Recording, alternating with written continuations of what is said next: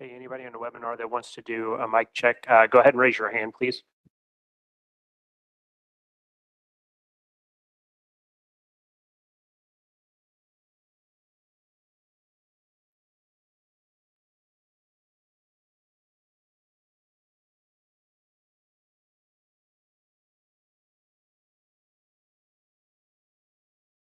James Fletcher.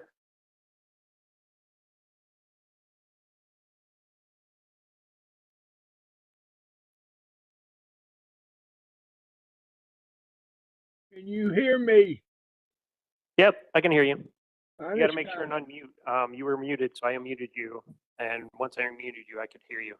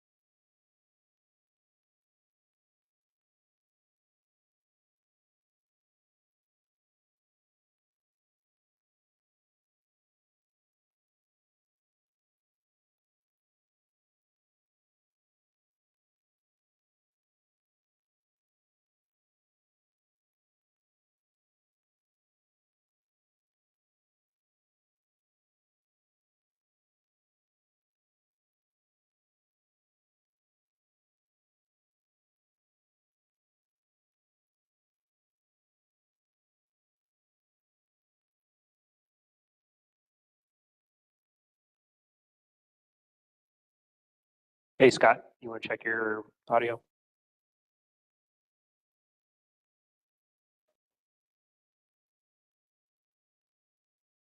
Yep, you sound good.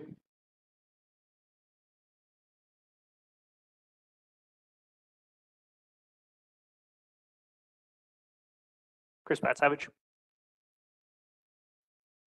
Morning, Stephen. Can you hear me okay? Yep, sound good. Thanks.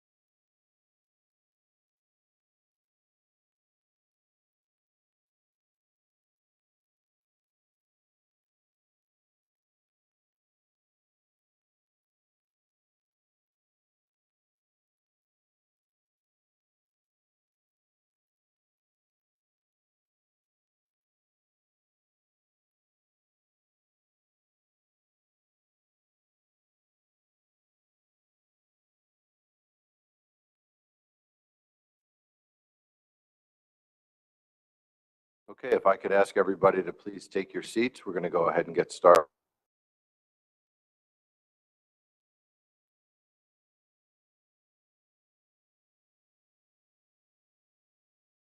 We'll just wait for Joe.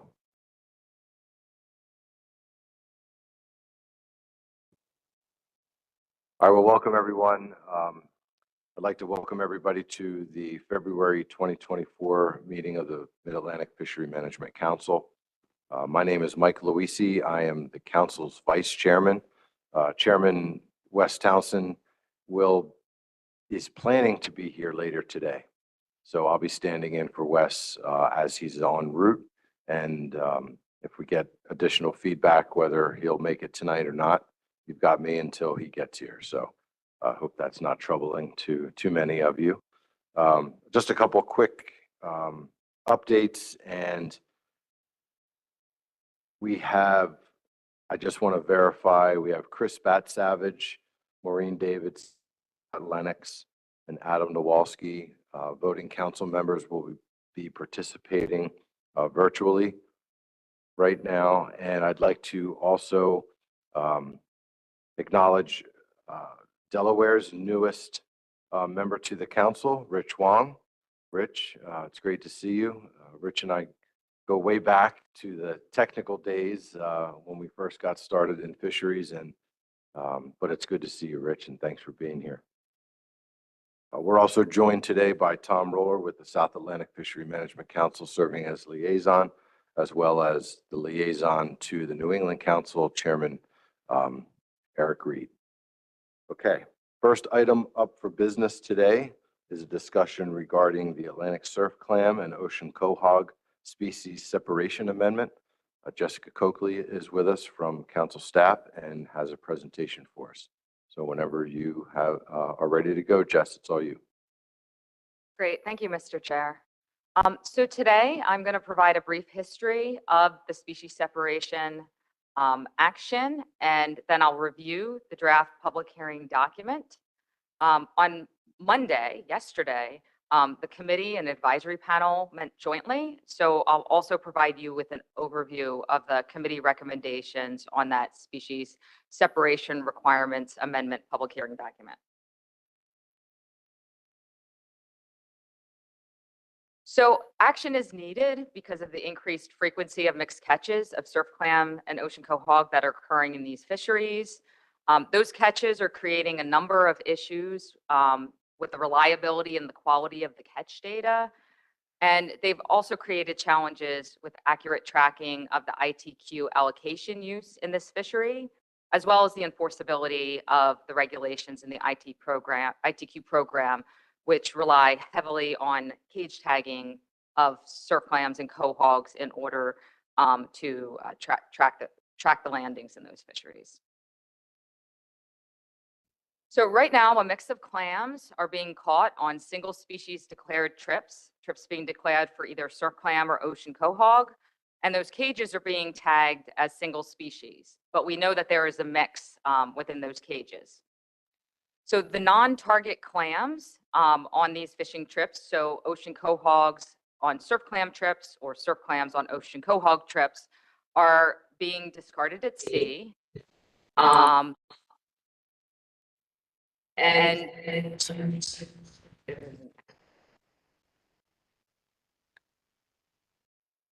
And landed in clam cages. So we know there's some unknown mix coming into those cages, and those are not being reported as landings or discards consistently in the vessel trip reports on board the vessel, nor do we have information about those in the dealer reports. So on this topic, action is needed to ensure we have that adequate catch monitoring, allocation tracking, and enforceability for both of these programs. Appendix A of the public hearing document provides information from the Center Clam Survey, as well as a survey that was developed by Skempis off of the coast of New Jersey. Because we don't have information on the scale or the scope of the mixed catch issue in these fisheries from either those EBTRs or dealer reports, we need to rely on this survey information. So I know this is small, but it's really those black lines that we're looking at. So the top left box is Georges Bank. The top right box is Long Island, and the bottom left box is New Jersey. And this figure shows the number of stations in the center clam survey that have a mix of both species in those. So you see an increasing trend on Georges Bank, Long Island, and New Jersey. On southern New England, which is in the middle top, and Delmarva bottom, we see a decreasing trend there. Now, Delmarva is kind of at the southern end of the range of where we might find quahogs, and it's a bit warmer of an area. And southern New England, I haven't looked at the stations and the depths associated with those, but there may be some interactions there where you may not be finding clams in those shallower areas. But this is that there are mixed beds that are widespread, and areas in both the north and the south have an increasing trend in mixing. This time series goes back to 1980 through the late 2000s.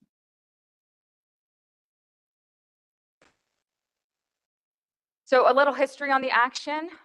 This issue was brought to the attention of the council by the fishing industry back in 2018. The Fishery Management Action Team was formed up by the council and began work in 2020 on a white paper that included 9 options for consideration, for early consideration. This included approaches to looking at mixed catch on board the vessels, at the port, or in the dealer, and manual sorting, mechanical sorting, or electronic sorting to figure out what that catch might be. The committee panel reviewed it, and then in December 2021, the council passed a motion to initiate an amendment, and it included 2 options that the council called out. One was white paper option 3, which included onboard sorting, which at the time industry had indicated was a reasonable approach for the short term. And then they requested the council and center staff explore the feasibility of longer term solutions, such as electronic monitoring, testing on the clam survey. There's a project ongoing right now on that topic. So in 2022, a public hearing document was developed and taken out for public comment. As at that time, industry members indicated that onboard sorting was not a feasible option, nor were the other alternatives contained within the document. So in December 2022, the council tasked the FMAT to explore additional alternatives and return to the committee and the council with those. Okay, so following that December meeting in January 2023, the FMAT met with the advisors to gather additional input from them, and then held a Fishery Management Action Team meeting in April, during which we invited some additional experts from the GARPO Analysis and Program Support Division, the Office of Law Enforcement. Caleb participated in that meeting, and we spoke with folks from the Port Agent Program as well.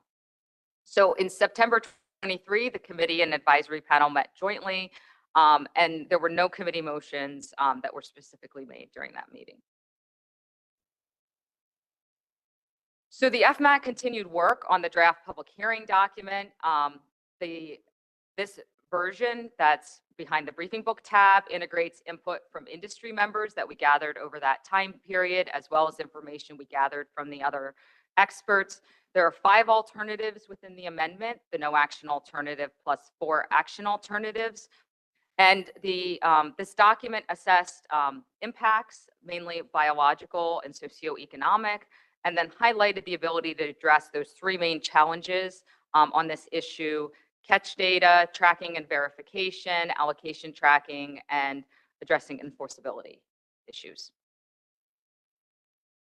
So there's a summary of the 5 alternatives in the document in the executive summary. Alternatives 2, 3, and 4, all of these alternatives focus on either fully sorting the catch, at the dealer, and there's also an alternative in there to look at having an at-sea monitoring program. Alternative 5 requires electronic monitoring, but would be a longer-term solution. So I'm going to go through all 5 of these in more detail. So the no action status quo, under this alternative, there would be no changes to the current regulations. All those requirements for single species declared trips, single species cage tags that are filled with the target species would continue. There would be the potential for mixing to continue to increase with increasing temperatures. We saw those trend lines from the survey data. And industry members have indicated they're presently avoiding these areas of higher mix because they're unable to manage the mix and the additional sorting on board required. So of non-target clams at sea and disposable at the facility would continue to occur, and it would not be reported or recorded as part of the catch information. Based on talking with the Dan Hennon at the Science Center, he had indicated that 100% mortality would be expected on the clams discarded at sea, either Surfclam and Quahog.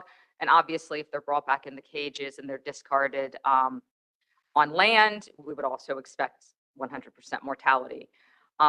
As a result, this unknown source of clam mortality is not being accounted for in the stock assessments for these species. So there's the potential for slight negative to negative biological impacts over the long term because of this additional unaccounted for mortality. However, we would expect slight negative to negative long-term socioeconomic impacts due to increased onboard vessel costs and costs that might be incurred with the fishing vessels trying to find less mixed beds in order to avoid sorting the catch on board. So no action, the catch monitoring, allocation, tracking, and the enforceability and verification of the catch, because we really don't know what's in those catches, would be low. The industry and Surfclam committee have noted at a number of meetings that action's needed and that no action would not address this issue. Alternative 2, onboard sorting would be explicitly required. Regulations were first developed. It was more straightforward because of the geographic distributions of the species for vessels to avoid having a mix on board. So even though alternative 1 and those single species trips implies onboard sorting, this alternative would explicitly require that it occur.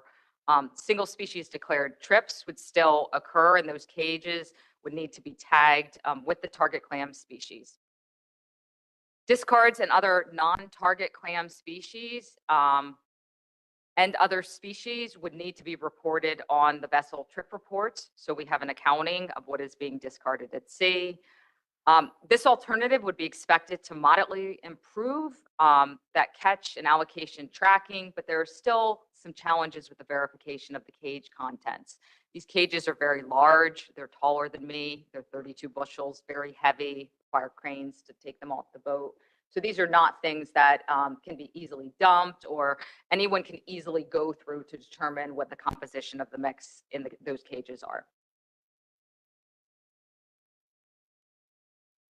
So by requiring onboard sorting, we would expect some positive biological impacts due to moderate improvement in catch monitoring to manage this fishery, but there may be negative socioeconomic impacts due to increased operating costs for some trips and processor groups. And that would really depend on what groups are, what beds they're targeting, how mixed they are, sort of their risk avoidance practices, because obviously there's trade-offs and decisions that operators are making between landings per unit effort and the extent of the mix. So again, sort of moderate across the board and in terms of these alternatives. Industry has stated that fully sorting is not a practicable solution for their vessels and processor groups. The third alternative, this would require an at-sea catch monitoring program to improve all of the catch information, landings, and discards. Based on discussions with Dan Hennon at the Science Center about the survey information, ocean quahogs are rarely found less than 30 meters deep. So this monitoring program could be applied to vessels fishing deeper than 30 meters, which is where we would expect that mix to start occurring. Under this alternative, straight line enforcement boundaries could be developed for NOAA fisheries to determine where that at-sea monitoring would need to occur. The alternative recommends 90% coverage for 3 years. And that observer program, NEFOP trips, which are already carrying an observer, would be exempt from carrying a monitor.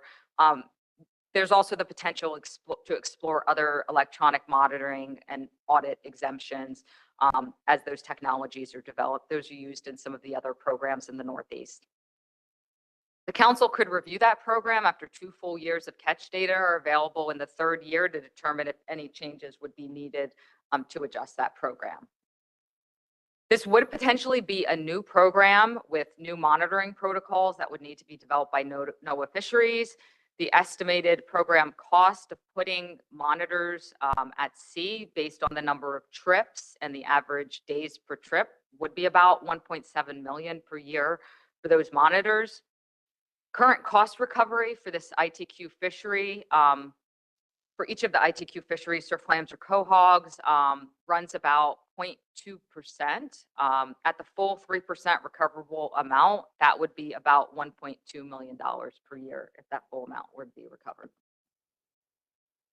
So there could be positive biological impacts by providing more detailed information on catch, but there could be negative socioeconomic impacts due to the potential cost increases. And this would be an expensive program to implement. However, by having monitors or observers on board all of those trips with a high coverage amount, we would expect a high level of catch monitoring, allocation tracking, and enforceability with compliance of that program. Other limited access programs with mixed catch discard issues have similar programs. So the ground sectors program that has issues with monitoring discards applies at sea monitors, as does the Pacific Groundfish ITQ program. So this is a practicable solution. Alternative 4, this alternative would require full retention of catch on board after the materials pass through the shaker onto the belt. So when it runs down the belt and then it goes into the cages. At the dealer, each fishing trip would need to be sorted individually using a standardized protocol. And the sorting of the fishing trips individually is needed because that information needs to be linked back to areas where fishing occurred. That's an important component of the stock assessment. And those 2 data sets right now, there isn't the area information in the dealer database. We have to have the ability to sort of link the pieces back together so we know where fishing is occurring and where those catches are coming from, the composition of surfclams and ocean quahogs. Industry members have indicated that their preference is to sort at the dealer as they are already doing some sorting in the facility. However, the sorting at the dealer and having it all in that one dealer space provides for no secondary source of verification for the catch data. Currently, vessel trip reports, which are provided separately by the vessel captain, and those dealer reports serve as a cross-check on one another. So even though right now we know there's a mix coming in, but you can go through and look and see there are 100 cages of surf clam that are tagged on a vessel and cross-check that with what's been reported. Many of the errors are not egregious. Some of these are just typos, an extra 0 being added, something being coded to a wrong year. So having that ability to sort of cross-check data sets is important.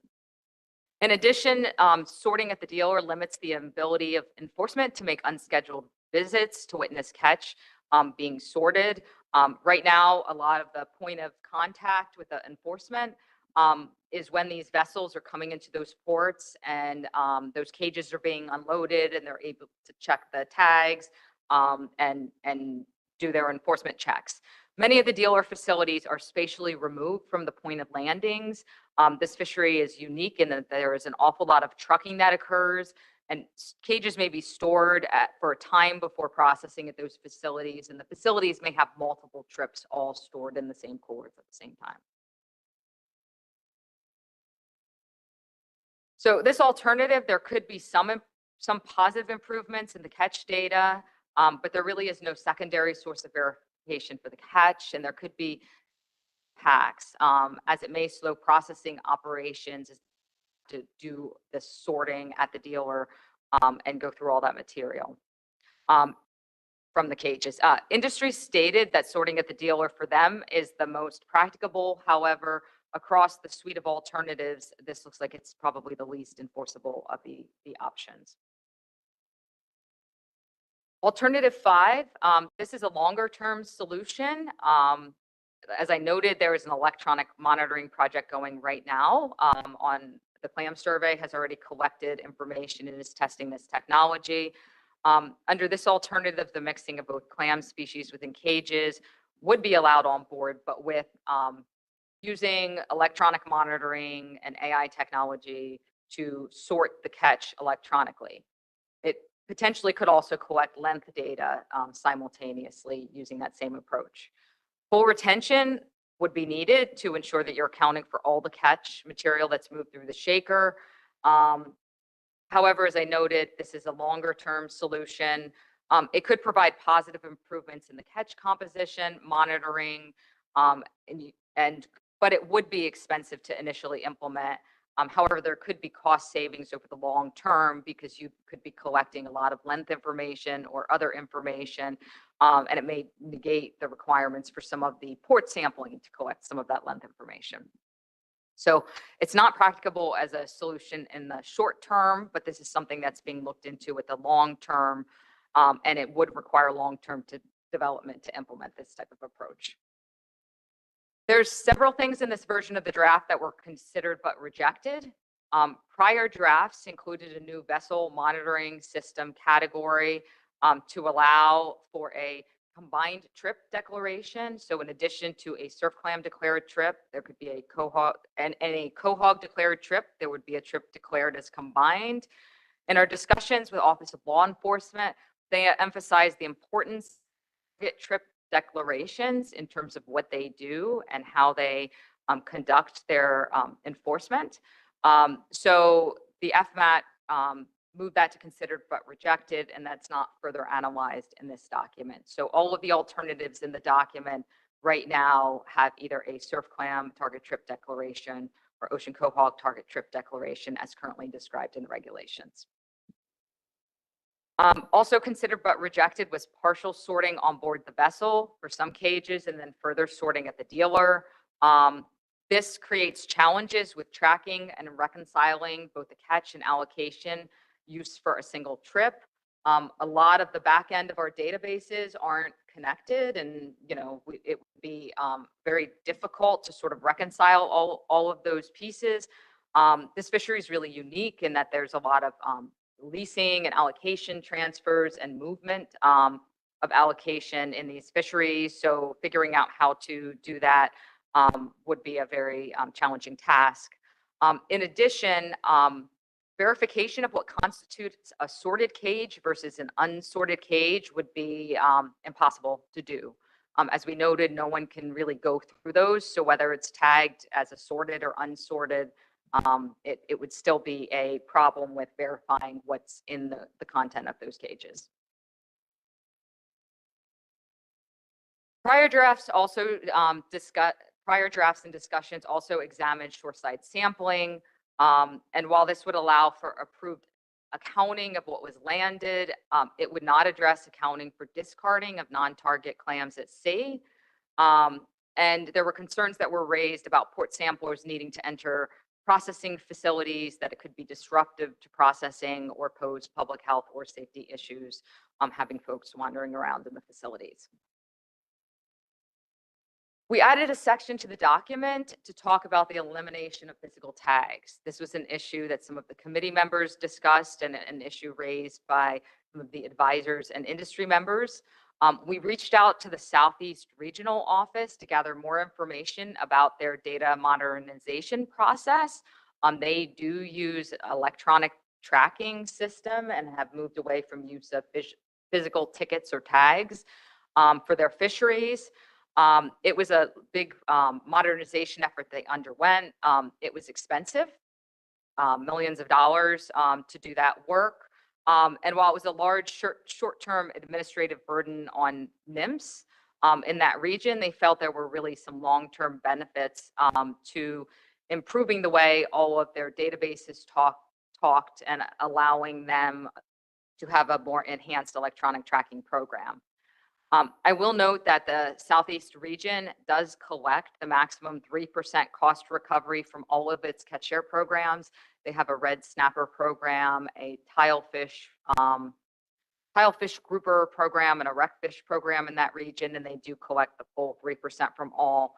So if the council was interested in trying to figure out how to move away from sort of this physical tracking and enhance our ability to link all of this information together, you could request GARFO develop a similar type of system in our region.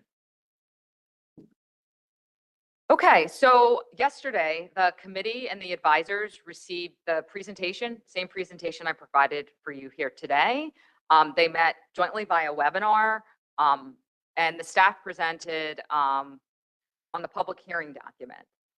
Much of the discussion during that meeting focused on what the industry members and advisors provided as a substitute alternative for alternative 4. This was the full retention sorting in the dealer facility alternative in the current draft. They redrafted some of the language from box 1 of that public hearing draft and provided it Friday, February 2nd to the staff. So the proposed alternative 4 substitute that they provided has a combined trip declaration for each trip. So it eliminates the single species declaration, allows for mixing in the cages, and then would require manual sorting at the processor facility, but with a NOAA contracted monitor that would be in there to monitor the catch and meet them at the processing facility when those vessels come in and that product is available. So the advisors and industry members on the call noted that they thought their proposal would improve the catch monitoring, that it would be enforceable, and they felt that it would be less costly than paying for at-sea monitors. They noted that the estimate for putting monitors at sea was about $1.7 million, and they thought that it could cost $400,000 or $500,000 to put monitors into all of the processing facilities to monitor the catch. Just to give you a little bit of background on that FMAT alternative 4, the full retention sorting at the dealer requirement. This was something that we've been talking about for a while. Manual sorting at the dealer was in the original white paper, option 8, back in 2001, along with the onboard sorting. The advisors indicated to the FMAT at that time that dealers did not have the space to dump and sort cages in their facility. But in late 2022, 2023, advisors and industry members indicated that they felt that the sorting of the dealer was going to be preferable to sorting at sea. So the FMAT included that full retention component in that alternative to ensure that the at-sea discards were also accounted in the catch estimates, because as has been indicated several times, both to the committee and to the council, processors don't want those mixed catches at the processing facilities because they generally run single processing lines. So we've had an industry advisor member that indicated they would like the ability to transfer some cages to some nearby processing facilities of non-targets, but many of them have noted that there's challenges because of distances with moving that product, a product that has a shelf life. It's a live clam to other locations. So that full retention was an important part of the alternative that the FMAT had included. So the committee and advisors discussed a number of other things at the meeting. The summary is providing in your briefing book materials. There's a couple of pages there. I don't have time to touch on all of those issues that were discussed. But there was discussion about the mortality rate of clams discarded at sea. Both Dan Hennon at the center and Maureen Davison had noted that they expected that mortality rate to be high because the dredge gear is very hard on those clam shells, and even small undetectable cracks in those shells can be fatal to those clams.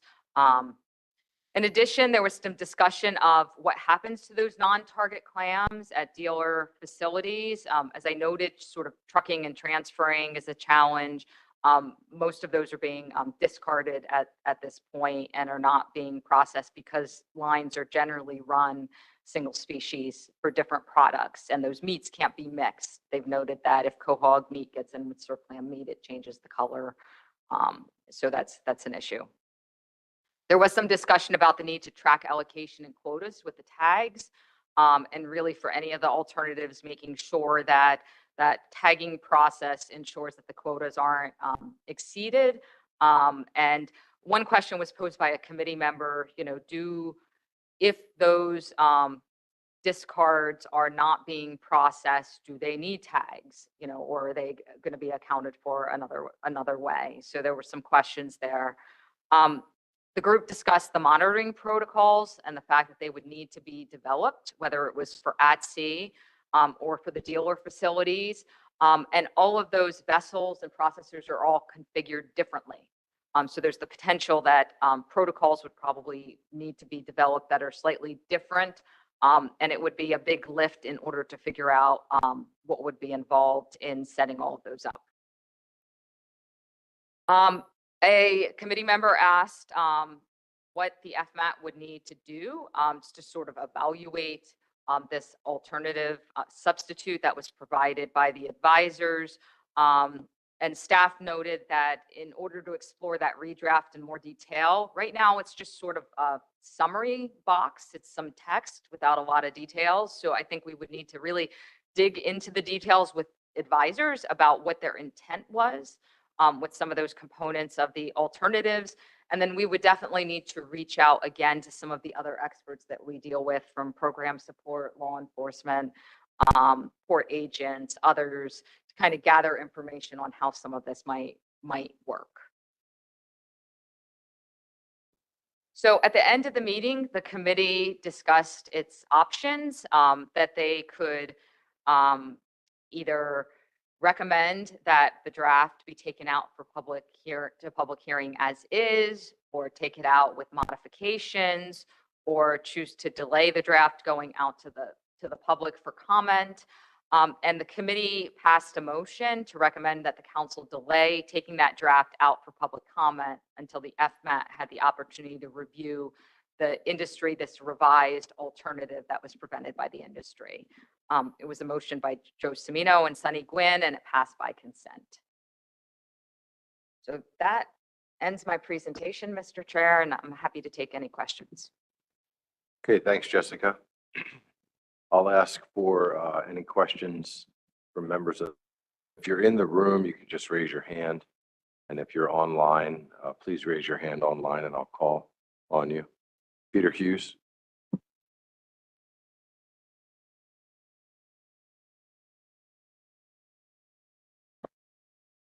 Thanks, Mr. Chairman. Good morning. Happy birthday, Mr. Chairman. You're welcome. A couple of things. I think that it's important to flesh out what full retention of catch on board vessel would be required after the material passes through the shaker. So clams come up out of the dredge, they go into kind of a funnel tub, and then they go up a belt. But before they hit the belt, there's a shaker on board that sorts out the small clams, but it doesn't sort them all out.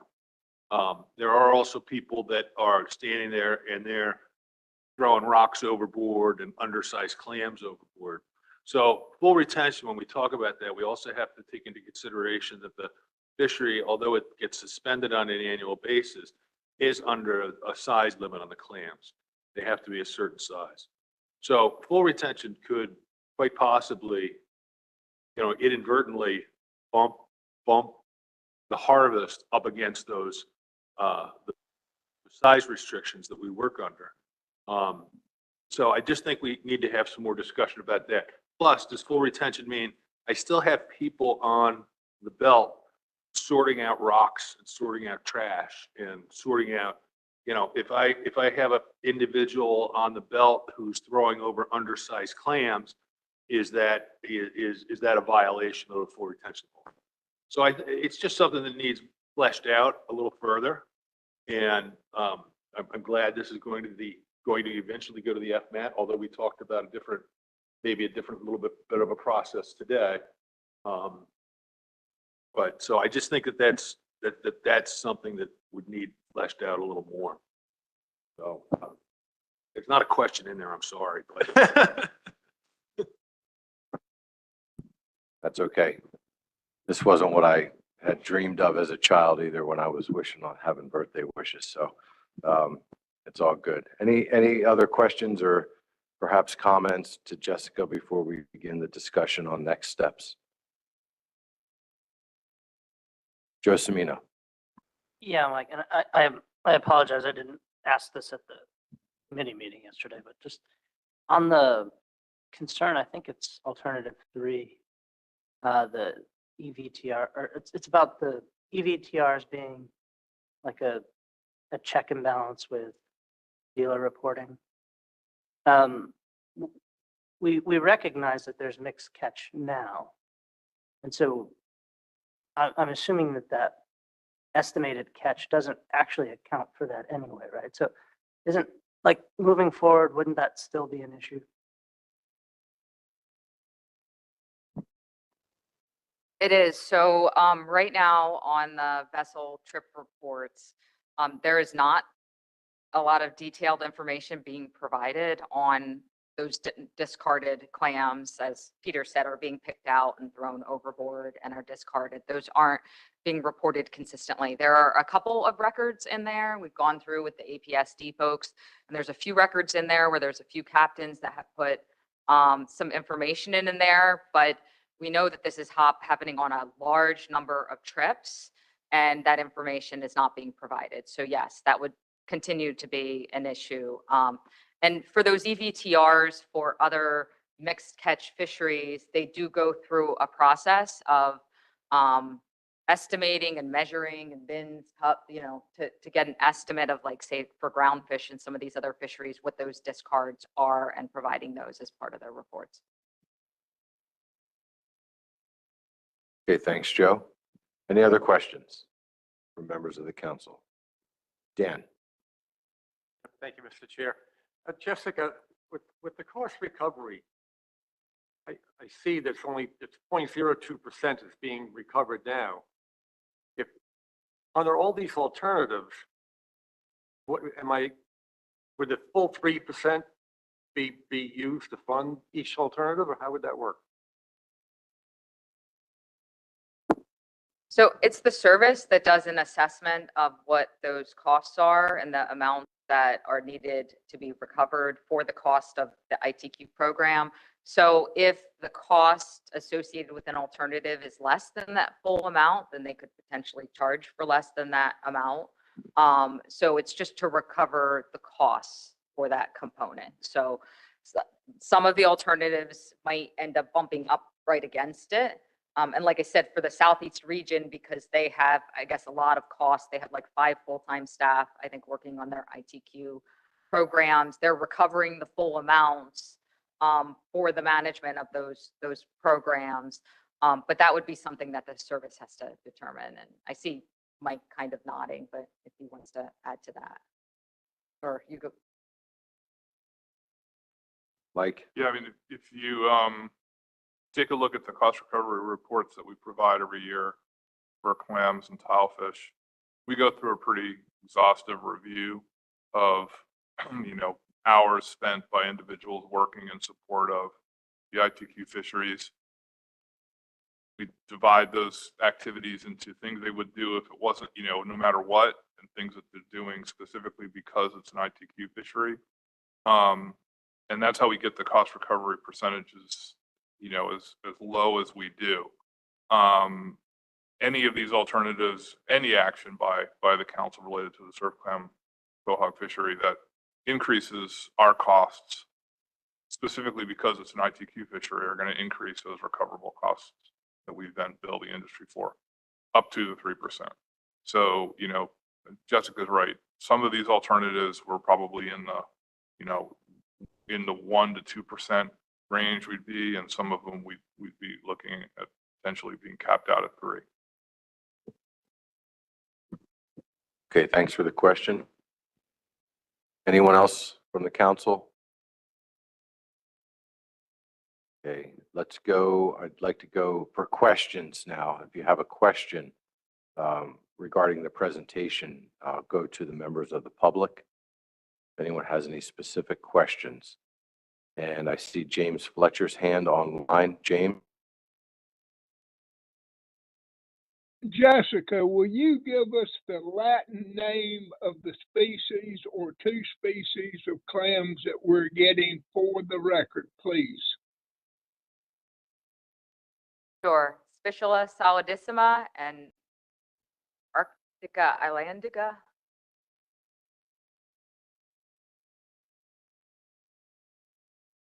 That was pretty good, Jess. I don't know what you said, but it sounded good. Doesn't roll off the tongue. Yeah, okay. Okay, anyone else from the public?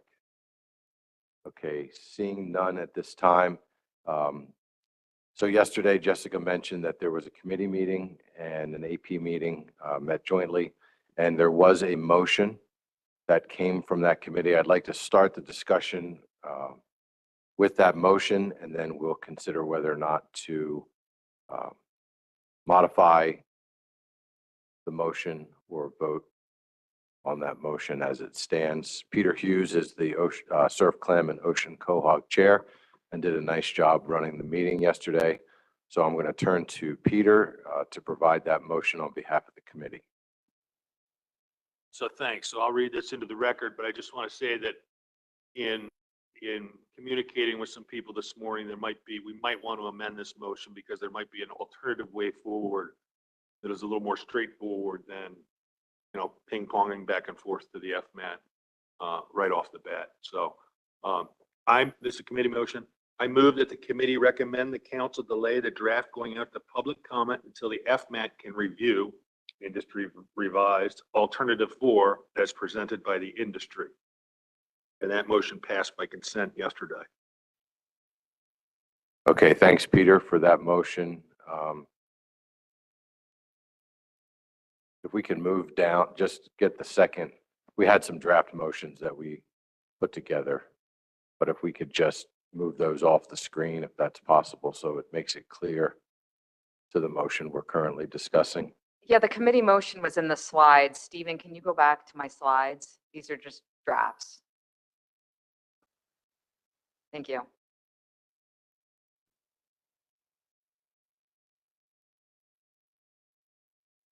Yeah, that's where I was going to jump back to it, but it disappeared.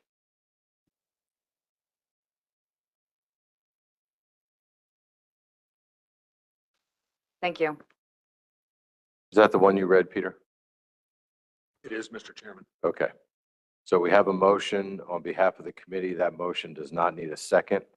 I'll look to the members of the council for discussion on the motion. Peter? So in having some conversation with some folks around the table, we discussed that maybe we draft this as a motion, include it in the public hearing document, send it out to public hearings, identify the alternative that has the most support, and then moving that alternative to the FMAT, I believe is what we kind of ended up with. And I'm going to kind of look to Chris to see.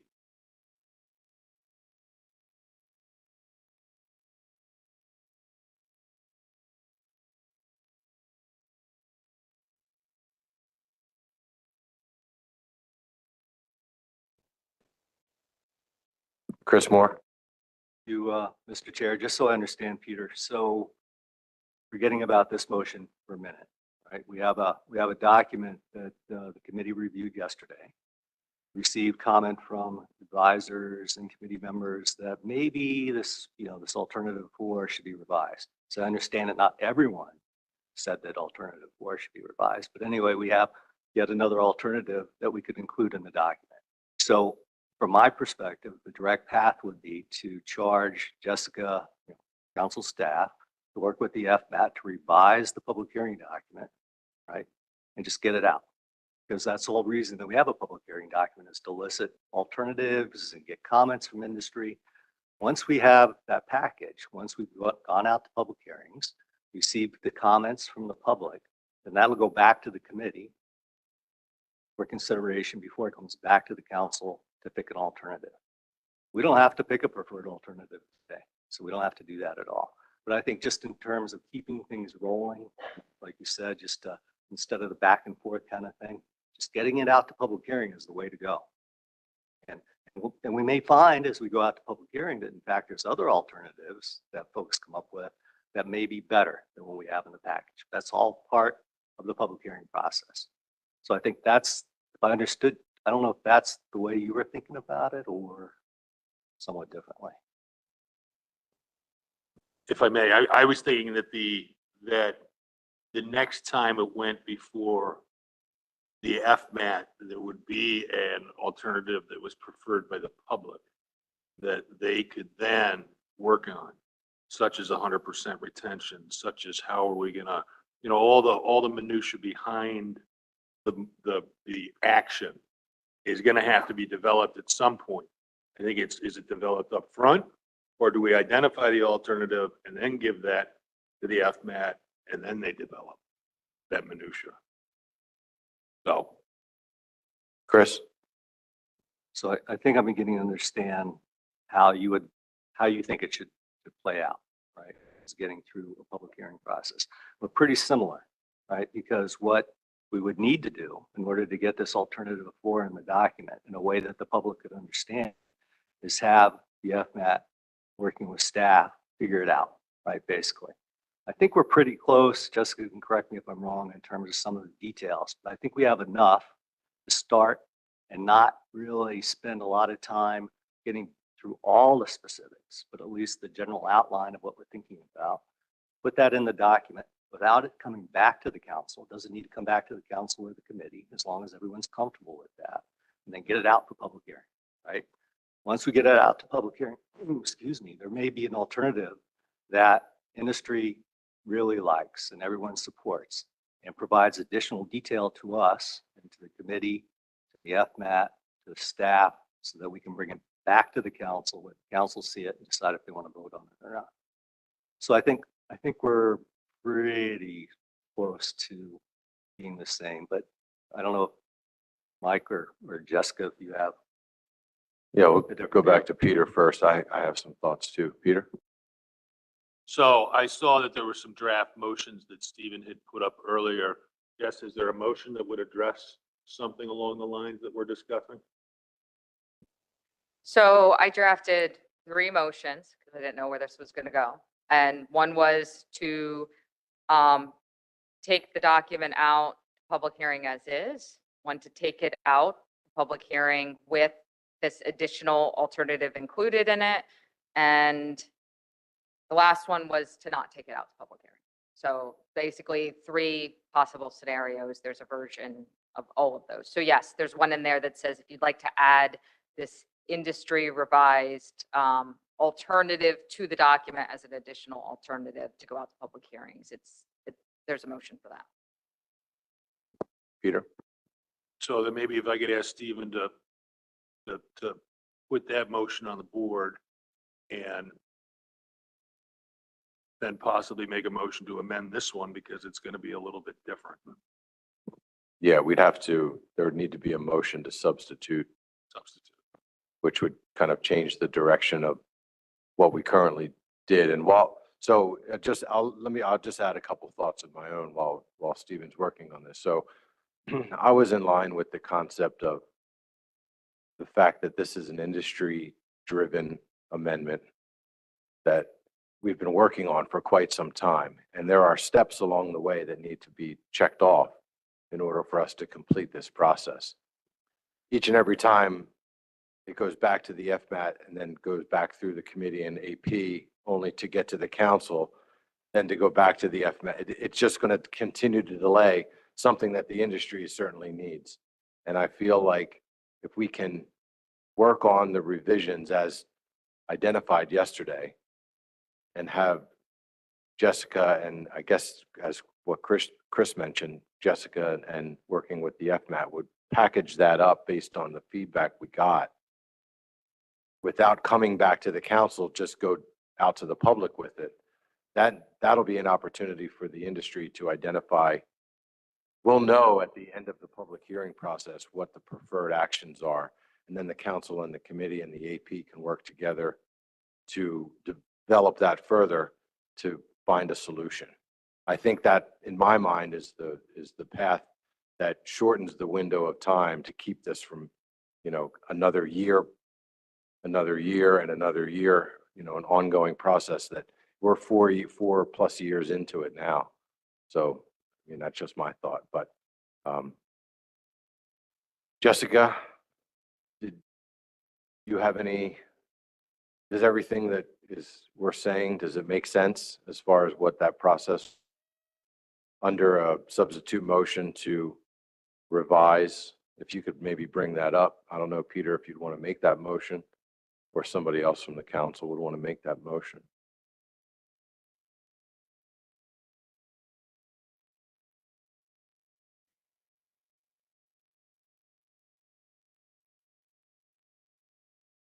So we don't want to delete the committee motion because it's still the underlying motion. So what I'd like to do is have a screen with 2 motions on it that we can discuss. If we can get a second on the motion to substitute, which seems to be what some folks are thinking about. So we'll take a minute here and get that all clarified on the board.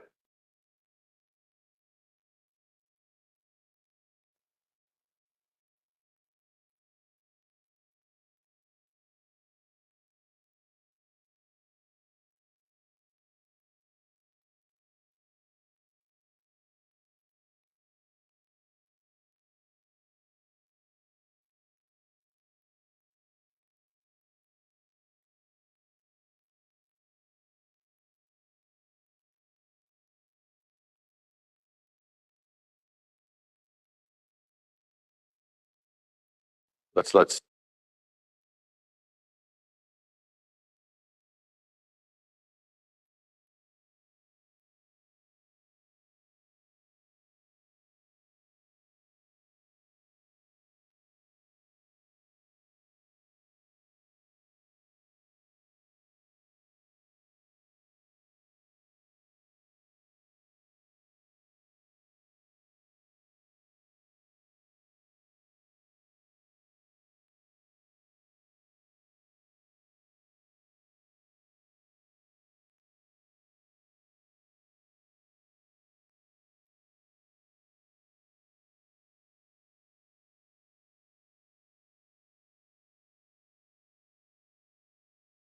So committee motion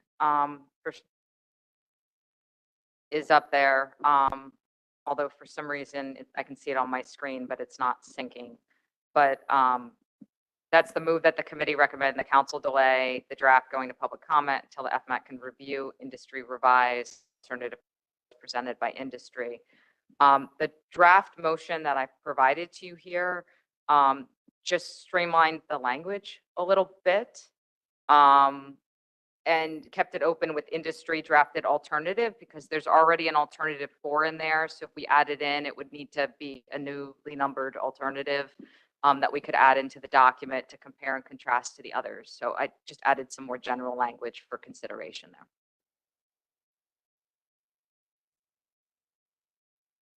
I just want to so we want the record to be clear.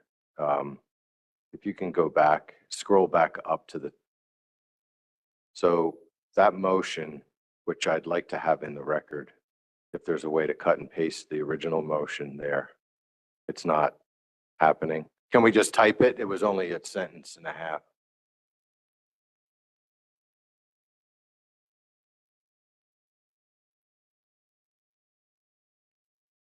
There we go.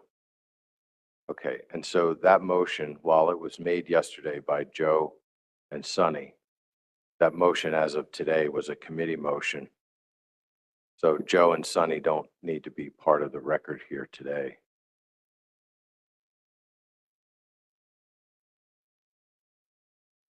So that instead of to replace Semino Gwynn, we could put motion on behalf of the committee. And just type it in.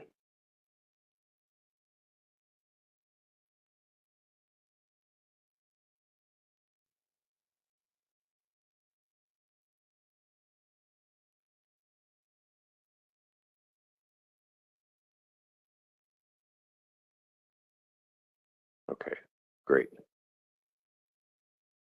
So that's the underlying motion currently, and then we'll go ahead and move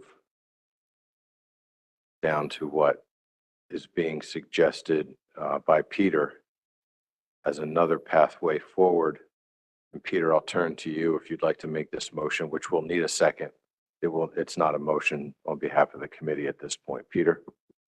Correct, thank you. I would move to substitute, move to take the draft Surfclam Ocean Quahog species separation requirements public hearing document out for public comment with the addition of the industry drafted alternative drafted on February 5th, 2024. Thanks. Okay, we'll add a little language there. We have Peter Hughes. And Sonny, did I see your hand a second? Okay. Peter, did you have any additional rationale other than what you've already provided? I think we've had a good discussion here. It streamlines it a little more and it keeps it moving forward. And, you know, we can identify the alternative that the public has identified. Sonny, anything in addition? Yep.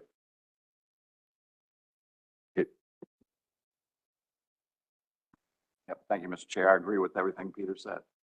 Thank you.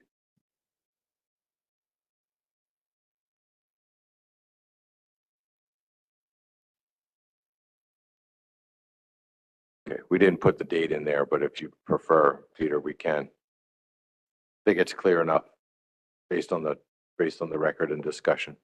Okay, discussion on the motion, and I'll take discussion on either the underlying or the new substitute. Mike Penny. Thanks, Mr. Chairman. Yeah, like maybe this is a little bit cleaner because I wasn't really sure what happens after the FMAT reviews the new alternative. No direction there. But I just want to clarify that addition of the alternative implies that in the document, it would have as much analysis description as the other alternatives in terms of things like, you know, there's an evaluation of catch monitoring, allocation tracking, enforceability, cost, practicability. All of those things are described in the document for each of the alternatives. And I expect it would take a little bit of work from staff and the FMAT to do that analysis, but I just want to make sure that that's going to happen, that's implied with this wording. Okay, I assume that it will be, and given that Jessica is nodding, so it would be a continue. The only difference here is that instead of coming back to the committee and the council again, it'll go directly to the public. It'll skip that step. Eric Reed. Thank you, Mr. Chair, birthday boy. I fully support this motion, and honestly, I think this should be the preferred alternative. I realize it's a public hearing document, so that's a little bit premature, which is fine. Yeah, the reality of the clam business is addressed by this motion. Now, clam docks they're not built for sorting, they're built for speed. Clams are time sensitive. And if all of a sudden you take a clam dock, which has no space, probably damn little help, and turn them into a processor, because sorting is a process, now you're going to slow down the delivery to the processor. Clams cannot afford that time.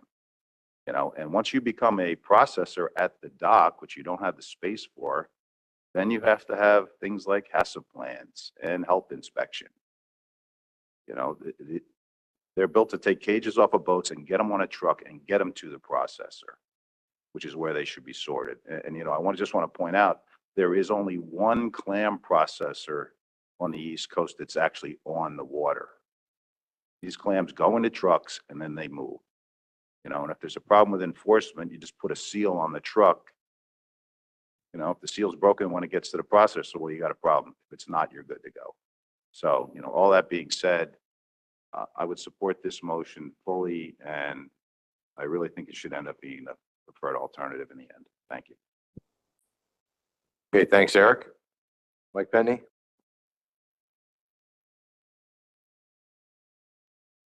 Sorry.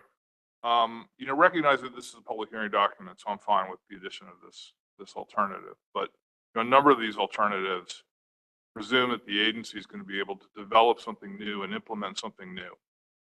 Whether it's a new way to manage the ITQ system, been doing cage tags for 30 years, whether it's a brand new monitoring program where we're putting people on 90% rates, you know, 90% trips, or we're creating a new dockside monitoring program. All of those things are A, expensive. We don't have funds to do that right now. And B, they're going to take time. They're going to take more time than some of the other alternatives that have been discussed over the last 3 years. And until one of these alternatives is implemented, you know, every trip with a mixed landing is illegal.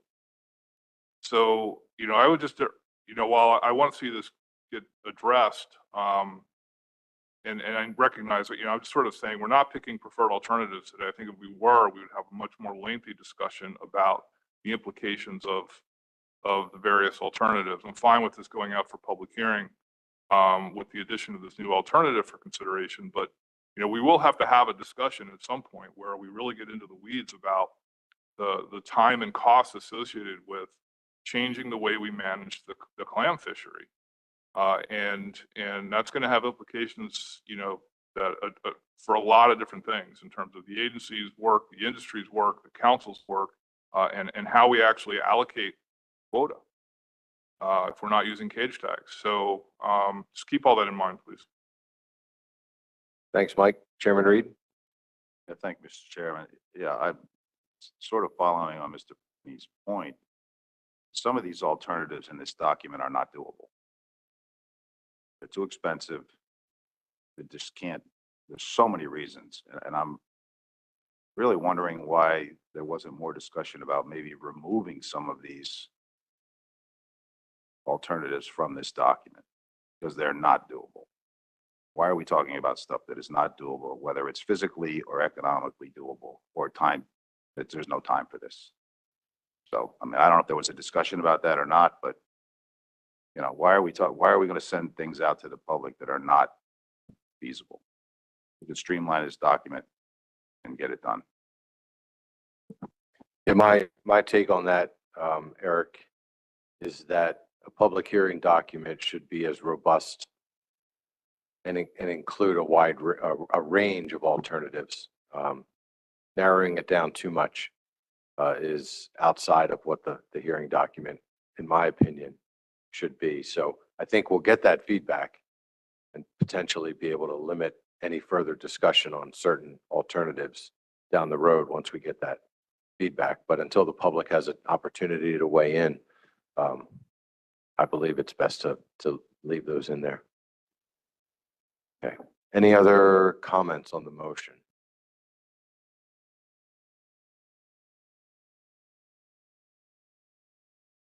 Given the fact that the AP and committee met yesterday and we received obviously a lot of feedback from the members of the industry, I'm going to limit discussion from the public at this point, since the whole point here is to take this out to the public. There'll be ample opportunity for that engagement and interaction during that time. So I'm going to read the motion into the record and then call the question. The motion is moved to substitute to take the draft Surfclam Ocean Quahog species separation requirements public hearing document out for public comment with the addition of the industry drafted alternative. Is there any objection to the motion? Seeing none in the room, is there any objection to any voting members of the council online? Seeing none, the motion passes by consent. It now becomes the main motion. And I'll ask again, is there any objection to this now as the main motion? Okay, seeing no objection, Motion passes as the main motion by consent. Okay. Is there anything else, Jessica, that you need from the council at this time on this issue? No. Okay. All right, well, it is 11:05. What I'd like to do, let's take a 10-minute break. We're going to come back and Chris is going to pick up part of the afternoon agenda with his executive director's report, and then we'll break for lunch. So come on back at 11:15 and we'll pick that up before we break for lunch. Thanks. What a crock.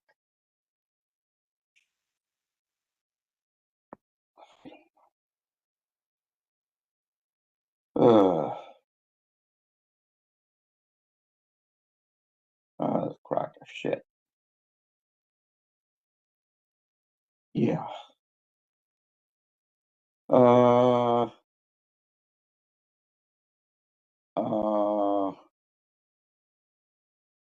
Dave. Call him up.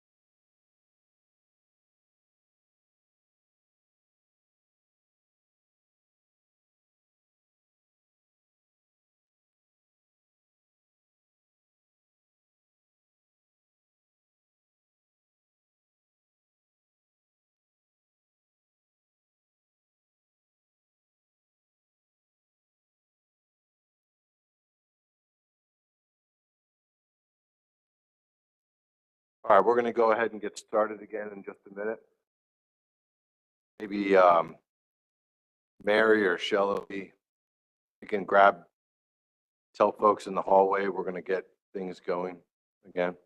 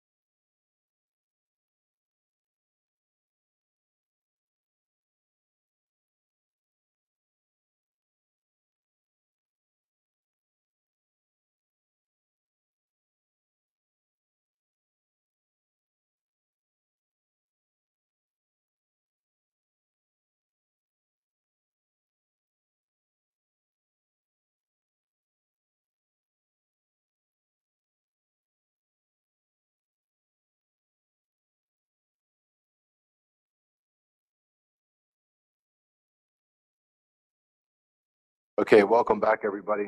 Excuse me, from the break. As I mentioned before the break, we're going to go ahead and take on some items from this afternoon's agenda. And we're going to start with the executive director's report. I'm going to turn things over to Chris Moore. And we'll probably, by the time he finishes, we'll probably be right around lunchtime and we can break for lunch. So we'll see how long things go. But I'll turn things over at this point to Chris. Go ahead, Chris. Thank you, Mr. Chair. So behind the tab, see a memo from me to you. There's about 10 items or so that I'd like to talk to you about this morning. The first item behind the tab, it's hard to believe, but we're already planning for 2025. I put this in here because there was a change at one point relative to our schedule for February of 25 to accommodate the Atlantic States Marine Fisheries Commission. So those are the dates.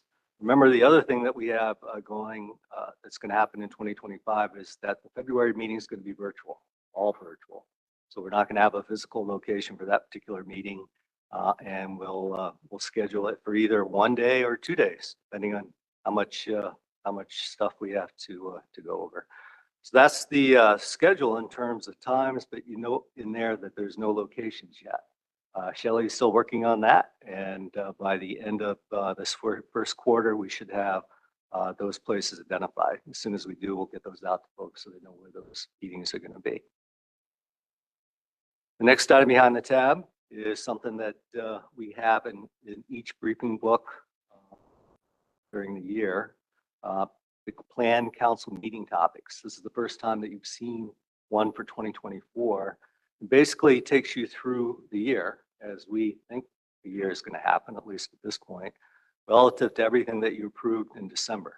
So remember, in December, we approved a 2024 implementation plan.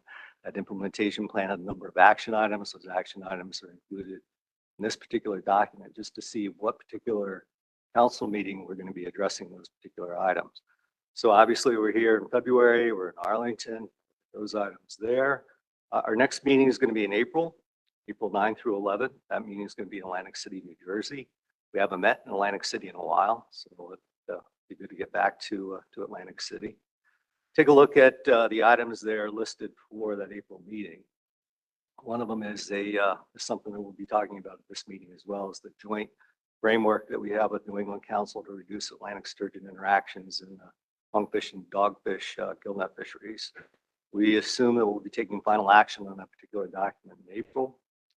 One of the other things that we talked about in December is this next item, which is the summer flounder commercial mesh exemption framework. That's going to be meeting 1. We assume that we're going to have meeting 1 in April based on everything we know now, but it will depend on how fast the FMAT working with Kylie can get that material together for that particular meeting. Following that, we have the something that we do every year, the ecosystem approach to fisheries management risk assessment report. We'll also be looking at the 2024 state of the ecosystem report. One of the things that we'll also be doing is looking at the golden tilefish research track assessment. A basic overview, having a presentation by the Northeast Fisheries Science Center on that. Update on habitat. We'll be talking about this NTAP proposal for an industry pilot program at this meeting as well. More about that. And then finally, we'll be looking at a golden tilefish catch share program review, reviewing public comments and discussing the next steps. That's something we talked about at our last meeting as well. Then you can see how things play out for the rest of the year. Our next meeting is going to be in June. Riverhead, Verbatim is going to be there. Specifically reviews of a lot of specifications related to squid, mackerel, butterfish, FNP, and some other things that will happen there. Ideally, if things go well, we'll have the second framework meeting associated with that mesh exemption framework for summer flounder. That's in June. The next meeting is going to be in August. That meeting is going to be in Philadelphia. It'll be a meeting that we have our typical meeting with the summer flounder, scud black sea bass, bluefish board, looking at specifications for those species. We'll also have some actions relative to surf clams and ocean quahogs, as well as tilefish. One of the things that will be different this year is that, I think folks remember this, we have a 2025-2029 strategic plan. So the current strategic plan's up. We plan to do another one. We'll be looking at it, a draft, at least at the executive committee level, in August. October, see that with me. Beach schedule for we'll be looking at the 2025 implementation plan like we do each October, the executive committee. We'll also be looking to the council for approval of the 2025-2029 strategic plan based on the conversation that we had with the executive committee at the prior council meeting. We also hope to take action on the omnibus essential fish habitat amendment. It's something that Jessica and others have been working on for a number of years. We hope to be able to get that document in front of the council at that particular meeting and get that approved before hearing. A number of other things there that you can see, including outcomes from the Scientific Coordination Subcommittee National Workshop. And that's something that you'll hear more about in the coming months. Finally, we'll end of the year in Annapolis at our December meeting. We'll be looking at rec measures for some of the stuff like sea bass. We'll also be looking at council research priorities, another document that we need to approve at the council level. We'll be looking at the results of the River Herring Data Portal project, some other things there as well. And before I stop and ask for any questions, the next item behind the tab is the actual document that you approved in December. So you can go through that list and take a look and see how we laid it out over the year. With that, I'll stop, ask for any questions or comments before I move on to the next items behind the tab. Questions? Yeah, any questions for Dr. Moore? I did want to point out a couple things regarding the schedule. Looking at the dates. So for outgoing council members, I know that we have a couple this year that will be completing their terms. The June meeting appears to be the last meeting for those outgoing members, given that the August meeting starts on the 12th for this year. So for planning purposes, the August meeting sometimes falls on that break point of old council and new council. But the way that the dates align at this point, that August meeting will be the first thing we'll take up will be the swearing in of new council members and election of chair and vice chair at that meeting. So just something to point out.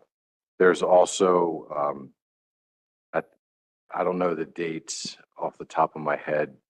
But the Atlantic States Marine Fisheries Commission's annual meeting is going to be held in Annapolis. Annapolis is going to be a busy time, the end of October. I believe it's October that meeting is, and then we'll have the December meeting joint with the commission as well. So that's just one more thing to add into the mix. The council, I don't think there's any plans for the council to meet jointly in any way with the commission at that meeting, but those of you who might be interested, Maryland is hosting this year, and we look forward to hosting the commission at that in Annapolis, my hometown. So, any other questions for Chris? Seeing none, I think we can move on, Chris. Thank you. The next item behind the tab, I'm not sure if we look at these documents or this list on a routine basis, but we probably should. This is the 2024 schedule for stock assessments. So you can take a look at the list, a lot of New England species, there's a few ASMS species sprinkled throughout there as well. But in terms of our species, the assessment dates for the golden tilefish 2024 research track assessment, that'll occur in March. It'll be a peer review meeting, March 11th through 15th. Then in June, we have a number of management track assessments, including peer reviews for surf clams, black sea bass, butterfish, golden tilefish. So that's the assessment schedule. I don't think there's any questions there. I think science, any comments on that, John, relative to that? Moving on then, there's a draft action plan for the document or for the action I referred to earlier in terms of our 2024 implementation plan. This is the summer flounder commercial mesh size exemption framework addenda. And you can take a look at that action plan to see if there's anything in there that sparks your interest. This is basically the details for what we talked about in prior meetings. And if you look at the goal of this particular action, this management action is being developed by the Mid-Atlantic Fishery Management Council, the Commission, Summer Flounder, Scup, and Black Sea Bass Board. So this is a joint action. The action will evaluate potential changes to exemptions, the summer flounder commercial minimum mesh size requirements, including a small mesh exemption program and a fly net exemption program. And there's the last sentence there. It says consideration of these changes is intended to modernize these requirements with the consideration of current fishing industry gear use and practices, and provide additional flexibility to fishery participants while continuing to meet conservation objectives of the FMP. And you can scroll through there, you can see that the alternatives that at least at this point that we think will be considered in the framework include a small mesh exemption program area revision, a revision to the fly net exemption year definition, potentially other alternatives. We have a FMAT/plan development team because it is a joint action with the Atlantic States Marine Fisheries Commission. You can see the folks that are involved there. The FMAT PDT is going to be led by Kylie Dancy with the Atlantic Council staff. Here's the timeline. Agrees with what I told you earlier. And look at that, see if there's any questions relative to that. But as things go well, we expect that the effective date of implemented changes would be November 1, 2024. I'll stop there and see if there's any questions relative to that particular action plan or the stock assessment schedule.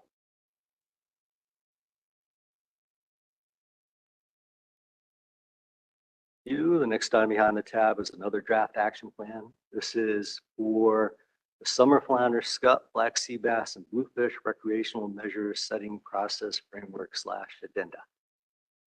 That's a mouthful. And I'm sure you remember this.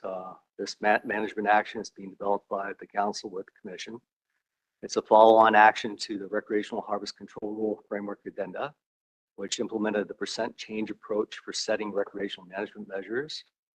Remember that when we adopted that percent change, the council and the commission agreed that sunset that particular document or those particular regulations by the end of 2025. with the goal of considering an approved measure setting process that we're hoping to develop through this action, starting with the 2026 management measures. Like the other action plans that you've seen before, there's a list of the alternatives to be considered. You have percent change approach, biological reference point approach, biological based matrix approach, other topics. Other topics include target metric for setting measures, starting point for measures, management uncertainty issues, use of the summer flounder MFC model, impacts on the commercial sector, and other topics. See the members of the PDT or the FMAT/PDT. Again, this is a joint action. You see the co-chairs there. You have a couple of folks from the Atlantic States Marine Fisheries Commission working with Julia Beatty, the council staff. What's interesting or what's different about this particular action is that we also have a commissioner/council member work group. So we have a group of commissioners and council members that are acting as liaisons between the PDT and FMAT and the policy board. You see there, the purpose of this work group is to guide the FMAT on the intent of the board, not to develop new options or alternatives. The group meets periodically with the FMAT and the PDT. The next item or the next part of that particular memo includes the draft timeline. It takes us through late 2025, early 2026. And I think with that, I'll stop, see if there's any questions on that particular draft action plan. Any questions for Chris? Joe? Yeah, but I'm going to start by apologizing because I wasn't looking at the timeline, Chris. I'm glad to hear that there's ongoing work with that last item, but when is the next time that we'll get an update on it? And I apologize for the timeline. So looking at the timeline, let's see, June of 2024. So it says here, council and policy board will meet to review progress and discuss next steps. So, and again, there's other parts we can look through the timeline, but they're actively working on this item. Joe? Yeah, thanks, Mike. Just a quick follow-up that during ASMFC's last meeting for the 2024 action plan, we voted to include the summer flounder commercial size exemption and this as part of the commission's work plan as well. Okay, thanks, Joe. Thanks, Chris. I don't see any other hands at this time. Go ahead. Next item behind the tab is the agenda for the Atlantic Spiny Dogfish Aging Workshop. And I put this in here because this was a council supported workshop. It was well attended, something that we suggested happen, and it did, working with the Northeast Fishery Science Center. And specifically Michelle Pazzarotti, who's with the Apex Predator Group. And what we hope to have happen as a result of this particular workshop, which occurred in late January, is that Michelle works to finalize it into a tech memo on dogfish aging. And if you look through the agenda, it's pretty interesting if you're into this kind of stuff. Basically trying to get everybody on the same page as it relates to how to age a spiny dogfish. So many words. So hopefully we'll see that, and hopefully it'll play into our stock assessment for spiny dogfish at some point. The next item behind the tab is I want you to be aware of, and that is a new page on our website titled Forage Management in the Mid-Atlantic. So if you hadn't heard about this, here's an opportunity to take a look at it. Mary put this together with the help of other staff, basically to cover the range of issues associated with forage fish management in the Mid-Atlantic. We have a number of those. Now includes the guidance document that you all approved in December. This is the guidance document for council review of VFP applications for unmanaged forage amendment ecosystem component species. So that document is now part of this webpage. Any questions about any of that?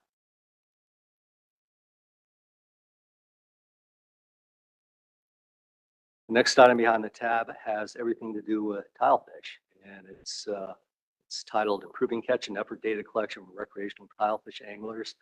I'm going to wait on all the tilefish stuff until I go through my material because I have virtual Hannah on the line who's going to jump in and tell you all about this stuff as soon as I get done. So instead of going back and forth between my presentation and what she's going to tell you, I thought we'd wait for that till the end. So you scroll through there, there's a number of tilefish things. The last part of this document is a release, Oil Fisheries and BOEM release joint North Atlantic right whale and offshore wind strategy. I'm sure this is something that Mike is going to talk about in his report. It's also something that I'm sure we'll hear about tomorrow from the wind folks. So I'm not going to go through that right now unless folks have concerns or questions about it. So one other thing that I'd like to talk to you about today is related to a supplement to the briefing book. If you had a chance, you haven't seen it, click on that briefing book link, and there's a supplement that is a memo to me from Brandon. Its subject is the Inflation Reduction Act funding. These are the Mid-Atlantic Council project proposals that we submitted at the end of January. So as a review, as part of the IRA passed by Congress in 2022, $20 million was made available to the regional councils to support the development and advancement of climate-related fisheries management and fishing efforts. So this is something that we talked about before. I think we talked about it at each council meeting. We talked about it in December. We talked about it in October. If you recall, the first opportunity allocated $375,000 to each council. We had to have the grant applications in for that by the end of December. We made that deadline. Then we have a second funding opportunity that would allocate $17 million with a maximum of $3.5 million to any one council. That was based on a competitive project proposal evaluation and ranking process. Those proposals were due by the end of January. We made that deadline. So we made our deadline, we submitted those packages. We talked about the initial grant applications before as it relates to that $375,000. We had two, one related to river herring in the mid-water trawl fishery, which is basically an operational forecast to reduce bycatch of herring in that particular fishery. We also talked about a collaborative strategies to adapt SCUP GRAs, gear restricted areas, to changing ocean conditions. Those two proposals added up to $375,000. As we understand it, we'll hear probably sometime in March whether or not those in fact were approved and funded. Going through the rest of the document, you can see that we submitted, as I said, the secondary grant application at the end of January. Our proposals totaled $2.125 million. And these are large cross-council initiatives that involve a lot of engagement, input from partners, science experts, stakeholders, and we're hoping that in fact they get funded. Here's if you look at the list, here's the list of the 6 that were submitted, along with the associated cost and the projected timelines. Remember, the way that this is going to work is that we're going to get approval of these particular projects from the fisheries. Once we get approval for a particular project, we're going to send out RFPs, basically looking for folks to actually do the work.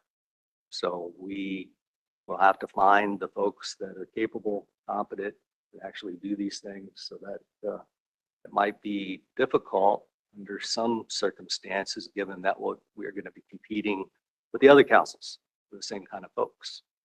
So we'll see. So even though, and the reason I'm saying that is even though we get, thumbs up from NOAA on any one of these, may be that we can't find the people to actually do the work. So keep your fingers crossed. Hope all things work out. If they do, we'll be spending $2.125 million. Inflation Reduction Act. Do things like B1, which is to operationalize outcomes of the program review that we're currently involved with. That's that planning group that I'm at the last council meeting. That's ongoing. We'll also be doing climate-ready updates to EFH source documents. We'll be looking at operationalizing ecosystem and habitat indicators to support climate-ready fisheries in the Atlantic. Next one would be to evaluate the data needs and management strategies to support climate-ready fisheries. 5 would be to develop process and indicators to evaluate stock distribution changes and governance issues.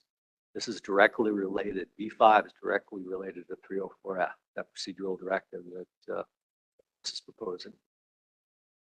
B6 is a follow-up to our scenario planning process, basically looking at where we're at 4 or 5 years later from the last point of that particular project.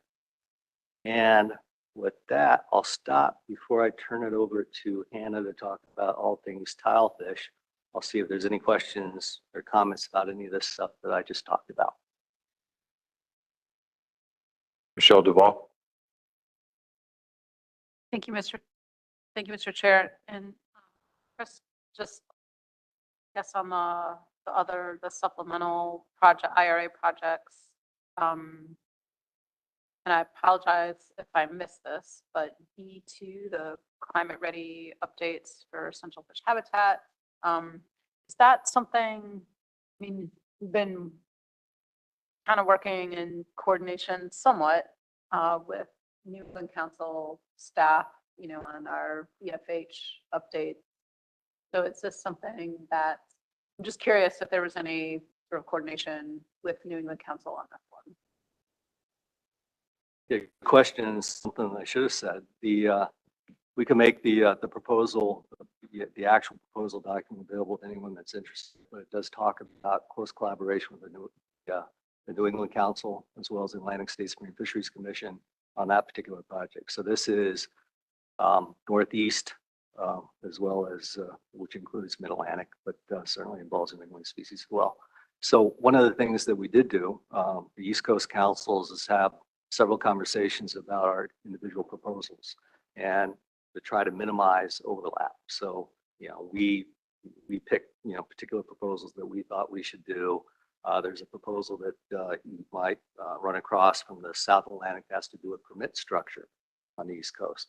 You had a similar one. If you go back and look at our table, we had a similar one. We dropped that one out because they're going to do it, right? Working with us. So there's going to be a lot of collaboration with the councils.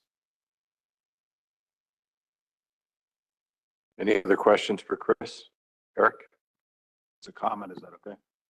Sure. Yeah, I mean, I really appreciate the fact that all the executive directors on the East Coast really work together to make the requests, not competing with each other, but cooperating with each other. And I think they all did a really good job doing it. So thank you. All right, thanks for that comment, Eric. Okay, seeing no. Let's go to the virtual Hannah Hart for information regarding tilefish. Hannah, are you with us? Yes, I am, Mr. Chair. Okay. Steven's gonna pull up the presentation. Okay, I see it on my end. So good morning, everyone, and thank you, Mr. Chair and Dr. Moore. So just a quick update on some of the tilefish permitting and reporting efforts we are in the process of conducting. Next slide. So as Dr. Moore indicated, we prepared a few slides related to 9A and 9D under the Executive Directors tab, just to provide a little bit of background. So as you all are aware, private recreational permitting and reporting requirements for golden and blue line tilefish took effect back in August of 2020. These regulations were implemented as an effort to improve our understanding of private recreational tilefish catch and effort, given how few are intercepted through MRIP. The council reviews the numbers of permits and reported tilefish trips on an annual basis since the implementation of these regulations. And since then, these annual updates show low reporting rates and the sort of mismatch between the number of permits that are issued each year compared to the number of tilefish trips that are reported. So we've had a number of conversations as a result of these annual updates, both at the council and with the Tilefish, as well as the communication and outreach advisory panel. And as a result of these conversations, many have expressed the need to better understand why reporting rates are so low, and the need to improve communication with the angling community to ensure they are first aware of these regulations and to emphasize the importance of collecting this information. So in 2023, council staff submitted a proposal to ACCSP to apply for a grant that would support efforts to improve awareness of and compliance with these Tilefish requirements. As you can see under 9B, we were awarded such funds, which are available to us for this year. Additionally, in October of last year, following our annual Tilefish permitting and reporting presentation, the council also expressed interest in conducting an evaluation of the entire program to assess the value of these requirements and to identify recommendations on how we move forward. So next slide. So as a result of these different issues, conversations, the more recent council feedback, and the money awarded to us through ACCSP, council staff is working with a few contractors to conduct 2 Tilefish projects in 2024. The first project is titled Improving Catch and Effort Data Collection from Recreational Tilefish Anglers. And the project narrative for this effort is under 9A of the ED report. And then the second project is a program evaluation of the private angling Tilefish reporting requirements. And a project narrative for this effort is available under 9C. So for the first project, we are taking more of an outreach approach, and many of these ideas came from previous AP and council feedback. The approach is listed on this slide, and specific details related to these tasks are provided again in that project narrative. But to highlight a few things, we are hoping through this effort that we can engage with the Tilefish angling community through multiple events and communication platforms, including popular offshore fishing shows and fishing clubs. And through this effort, we will also develop outreach materials that can be shared with the anglers both in person at these events as well as electronically. So this slide is just the flyer that we recently developed in coordination with the contractors. It provides a snapshot of what the requirements are. There's a number of QR codes that make it really easy for anglers to pick up this document, scan the QR code and apply for the permits on the spot or download the reporting app. And then it highlights the importance of collecting this information. A copy of this flyer is provided in 9C of the ED report, and if anyone is interested in a standalone digital copy, feel free to reach out to myself, Mary, or Jose. And then here's the list of the different shows and clubs we are planning to attend through this effort.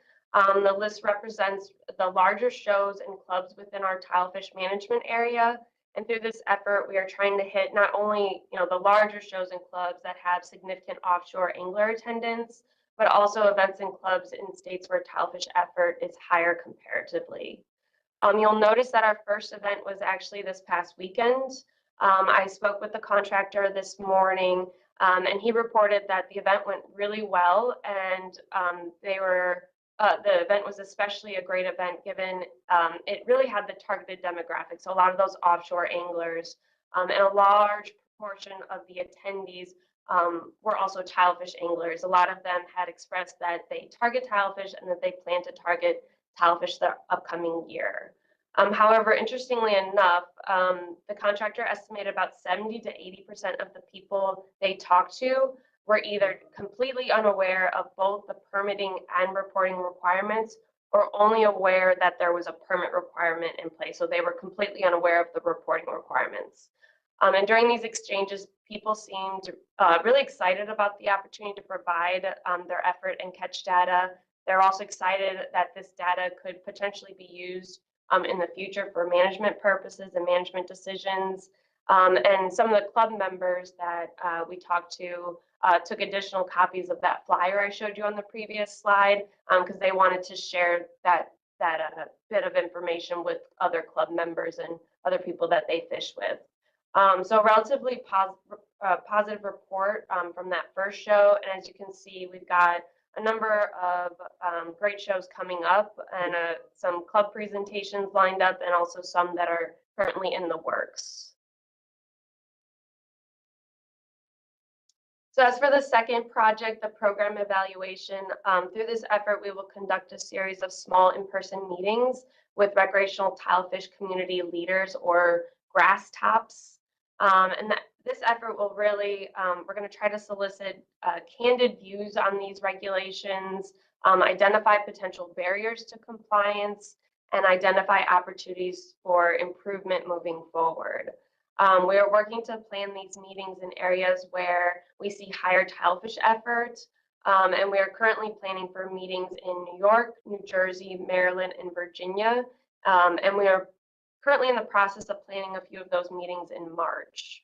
Outcomes of these meetings will be synthesized, and the contractors will provide recommendations on next steps, and all that will be presented to the council later this year.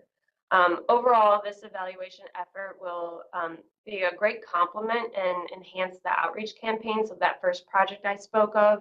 And together, we think these two efforts will serve as a valuable resource to help identify next steps and ways we can move forward and improve these tilefish regulations in general.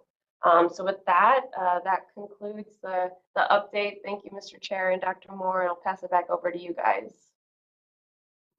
Yeah, thanks so much, Hannah. I'll look to members of the council if anyone has any questions. The only question I have isn't for you. It's actually for Ken, who took the two pictures that we saw. Is that the photographer's skill, or are those fish really that big? Wow. Yeah, I don't know. This guy he must be a weightlifter or something. He doesn't look like he's even struggling.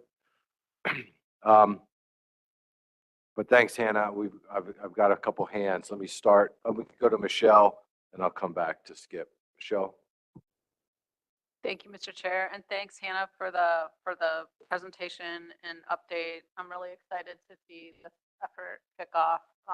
It sounds like it's already having success just based on the feedback from this past weekend's boat show. And I guess one question I had, which is about the ACCSP project that was funded. So under, I think it's like Part 5, the metadata talks about enhancing the eFLIN application analytics infrastructure. And I'm wondering if there's any ability as part of that to think about, like, for folks who have downloaded that app and are using it for reporting, or presumably will use it for reporting, if there's an opportunity to think about push notifications that could send some reminders as tilefish season opens up. Maybe there's something that comes out, I don't know, whether it's once a month or every couple of weeks or something like that, just so that for folks who have the app, it's like a little bit of a mental reminder to use it for reporting. So thanks for that. Thanks, Michelle. Skip. Thank you, Mr. Chair. I was curious on the permit end of it.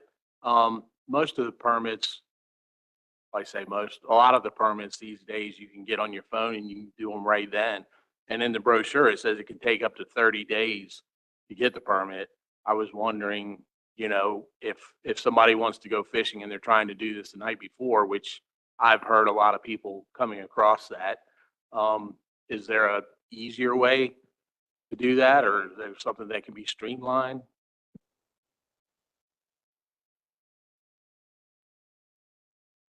Anna? Yeah, so unfortunately, it doesn't seem like that's something to be streamlined, but I will say the 30 days is more of like a worst case scenario situation that the agency puts out. I talked with permitting staff a couple days ago, and they say it usually only takes like 2 to 5 days, depending on the time of year, what day the person applies for the permit. It does sound like agency staff has to actually review each permit and they have to manually put in some information and push it through. So that's why it takes a couple of days. And the 30 days is really just like worst case scenario, you know, depending on staffing and how many permits are coming through and stuff like that. So it's just to give them a little bit of flexibility, but it doesn't sound like it can be an automated thing through the agency, unfortunately. And then just to get at Michelle's comment, so we did talk to Ethan a couple days ago, and that was one of the things we talked about in including that sort of push notification through the metadata effort. And they're going to look into doing that. Currently, the app is not set up to set out those push notifications, so they're going to look into how to add that to the app, and they seem open to exploring that option and starting to include it because we think there is a benefit to that as well. All right, thanks, Hannah. You got 2 thumbs up from Michelle on that one. Seeing no other questions or comments, does anyone, I'm sorry, Joe Grist? Thank you, Mr. Chair, and thanks, Hannah. Just a quick question. Can the actual flyer that's included in the briefing book by itself be sent to us as a JPEG or some other format so we can push this out on social media on our end pretty fast, especially since it could take a couple days to get a permit? Hannah? Yeah, of course, we can definitely send that over to, we could just send it to the full council if that's easiest, an electronic copy for y'all. All right, great. Is there anyone from the public that has any questions for Hannah? Okay, seeing none. Thank you, Hannah, for being with us virtually today. We'll look forward to seeing you next time. All right, that concludes our business for us this morning. We're going to go ahead and break. It is now noon. We come back at 1:30 to pick up the afternoon items on the agenda. So a little bit longer break than normal, but enjoy the nice weather outside. And we'll see you back here at 1:30. Thank you.